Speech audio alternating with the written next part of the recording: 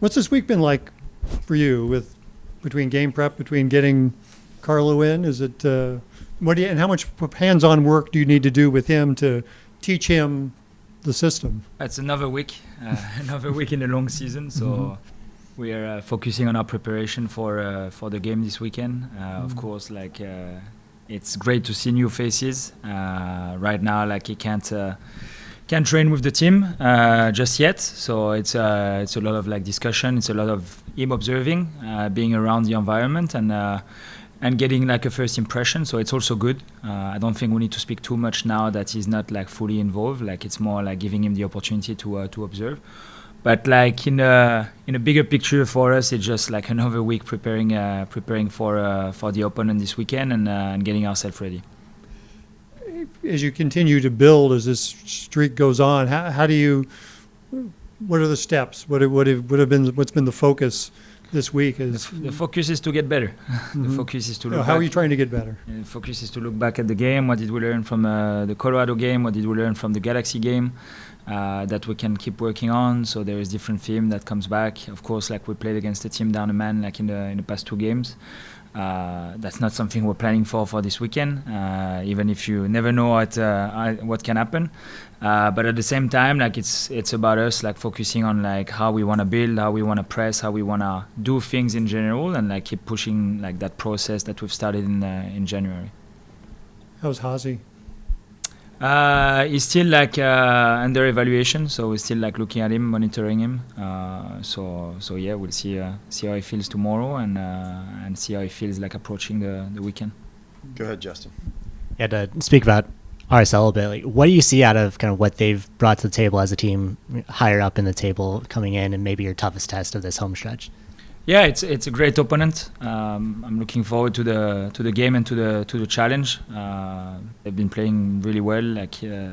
I liked what I've seen when I've watched them.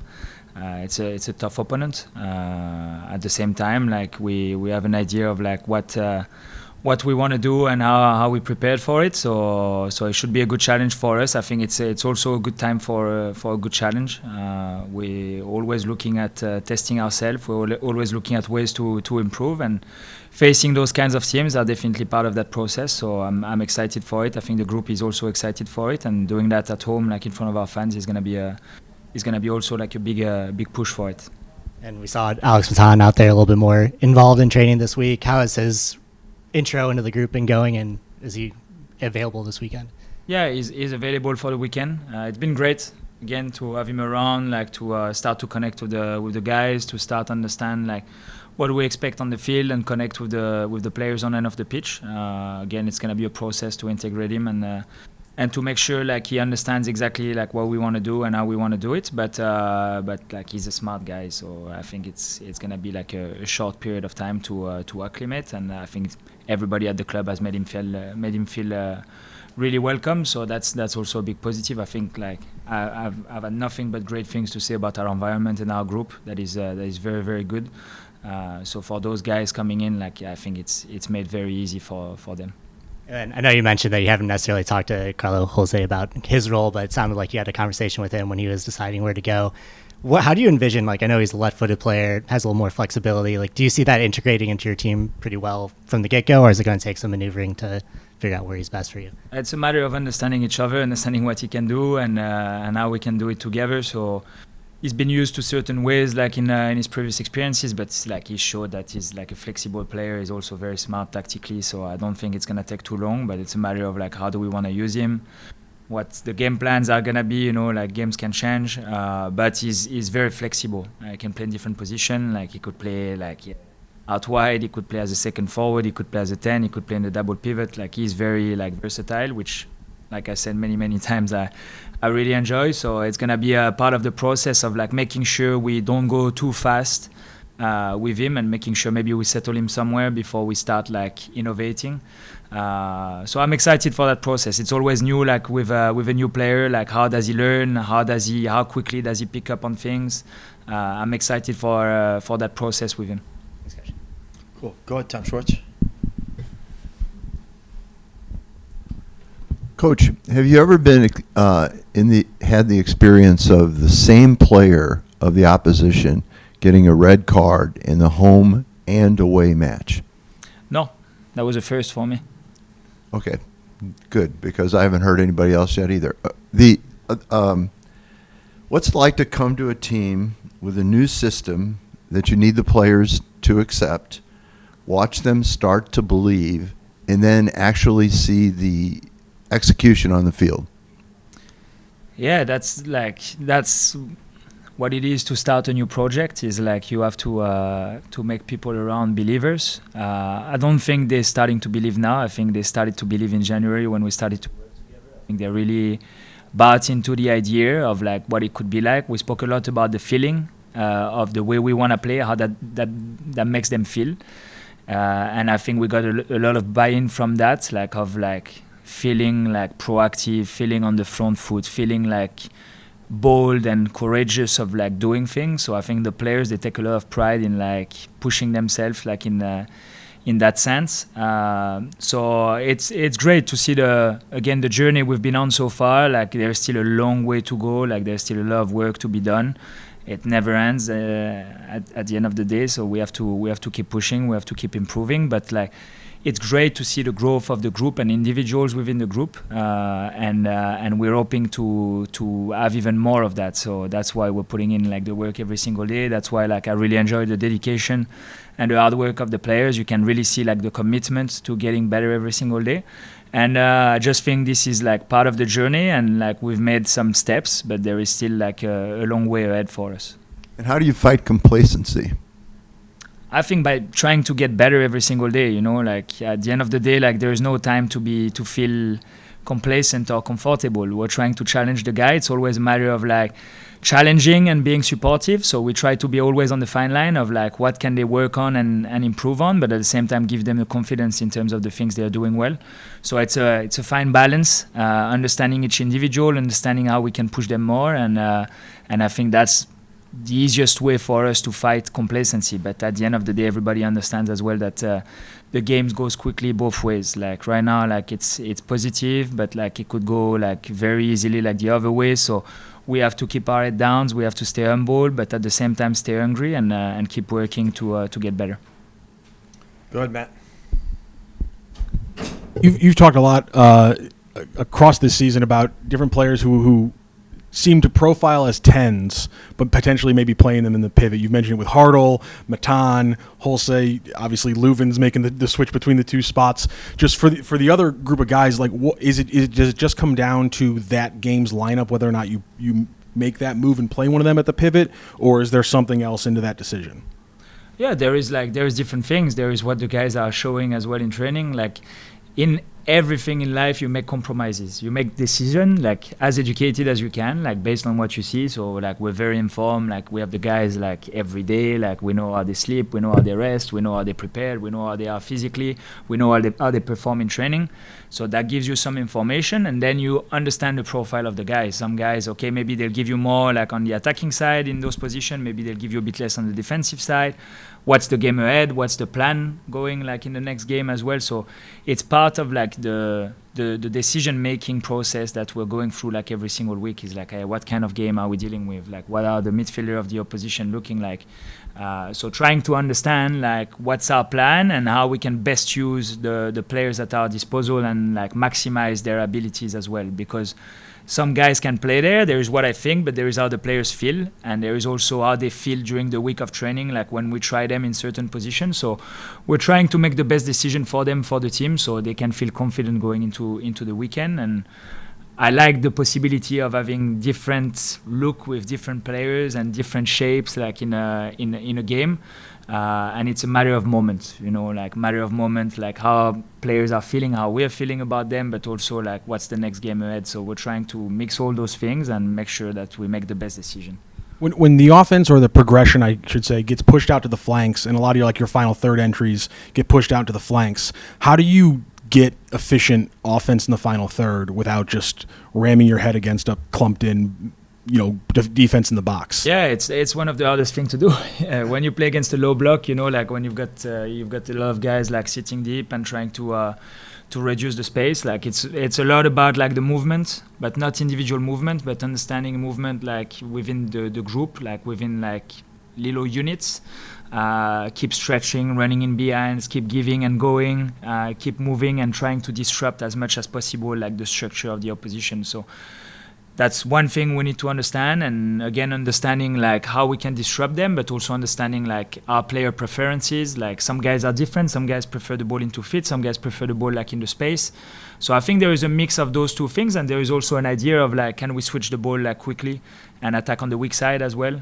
There is like what we call the strong side, where we have maybe more numbers, and there is the weak side. So how can we find a good balance between both, you know? And the goal came like that against Colorado, like came from like trying to attack on the side where we had numbers, and then switching the play with Timo, and we were able to create a moment of separation. And then of course like the individual quality made the difference at this point. But we're trying to give some concepts to the guys that they can understand like in those moments, and then of course you rely on like the connection they have and making like those plays in those key moments. Yoann, you had mentioned that you know, felt like this is a good time for the challenge that RSL is going to present. And I wondered for you, is that more so just the aspect of sort of seeing how you stack up, or is it the idea of pushing things forward, of what you guys have obviously had success, but just trying to keep pushing that forward? I wondered. Yeah, we wanna keep like we wanna keep looking ahead. That's the reality. So right now, like we're looking at teams that are in front of us, and like we're looking at the challenges they're gonna offer us. It's the case with Salt Lake, and we know what they can do. And again, we respect every opponent we're playing against.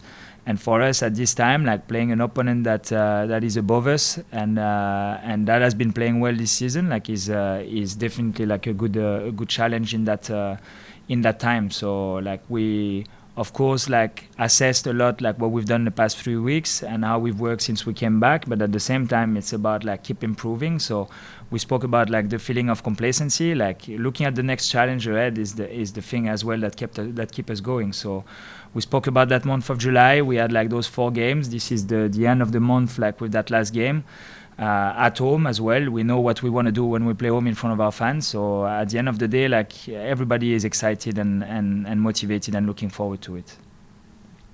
Good, Kev. Yoann, I know within your old building, you guys are seeing the belief, the confidence in what you guys have been doing over this stretch run over here since you guys have been winning. But are you feeling it also from the fan base? I know you've talked a lot about how the crowd has given you guys a lot of energy over the last few weeks, but are you feeling that the fans are also starting to believe and that they're backing you guys and behind you and everything that you guys have been doing lately? Yeah, we feel the support. That's definitely a big point, like of like coming back and being able to play that first game at home and playing the last one against Colorado and playing again home. Like we knew that at the start of the year we played a lot away, you know, and it creates a different kind of challenge. But like when you've got like 20,000+ people like pushing you and like giving you the energy to get after it, like when you don't have the ball, when you have the ball, and trying to create opportunities and get on the end of it, like it gives you like an extra, you know. And at the end of the day, that's the feeling we want to have when we play in this stadium. We want to have the feeling that we're well connected, like within the team, that we know exactly what we want to do and how we want to play, but at the same time that we're playing like with that support behind us. So it's a good time for us, but again, like there is a lot more to come for the group, and we have to keep doing it. We have to keep pushing it and keep earning it at the same time. Carlo also, sorry about that. Carlo also spoke about his passion for winning. When you hear someone who's passionate about winning and wanting to come into a situation, make it better, try to get you guys to that next level, what does that mean for you as a coach? Yeah, everybody wants to win. We've got a club full of people that want to win, and that's just the human nature, you know. Like everybody wants to win, everybody wants to be successful. And then after it comes down to are people willing to sacrifice to win and to be successful. And the good thing with him coming in and our guys is like they're willing to sacrifice. They are dedicated to get better. They are committed to improve every single day, and that's the sacrifice it takes to win on a consistent basis. Right now, like we're in that process. Everybody's working really hard, having more guys that want to win, that believe in the fact that we can win and that are willing to sacrifice for it is like great asset for us. So I'm excited to have him around the same way that I'm excited to keep pushing the group. Finish up with Tom. Does Dante look like he's been playing center back all his life? I don't know if he looks like he's been playing all his life as a center back, but I think he's settling in like quite well. It goes with my previous comment about the group, you know, like when you've got guys that want to get better and are committed to their own development. It's amazing for us as a staff that help us like push them. We can give them feedback. We can like help them get better. So like when the player is like part of that process and actually like the main part of it because it's driven by him, then it's amazing what we can do with them. So like I'm really excited about like the group we've got because they've got that drive of like they're showing up every day and they want to work with staff and they want to get better and they want to take ownership for what they're doing. So for him, it's also credit to him to coming into that situation, knowing that it was potentially going to be like a position where he was going to spend like more time than not. And embracing the challenges. It's not easy. It's non-linear as well. Like there is ups and downs, but like when you're committed to improving, like I think like you take those lessons when they come, and you capitalize on them like by moving forward and by improving. Is there a big part of his game where you can see that improvement in a position that he really hadn't played before? Yeah, there is definitely like a lot of improvement. There is more to come as well. It's a position that is complex, that requires like a lot of like understanding. There is a lot of information to take. There is also a specific way about how we want to defend and how we want to do things with the center back. There is also like specifics in terms of how we want to build with them. Like they're the first, I'd say, the first guy on the front line when it comes to building from the back. So we're demanding a lot from the center back, but to be fair, we're demanding a lot from every position.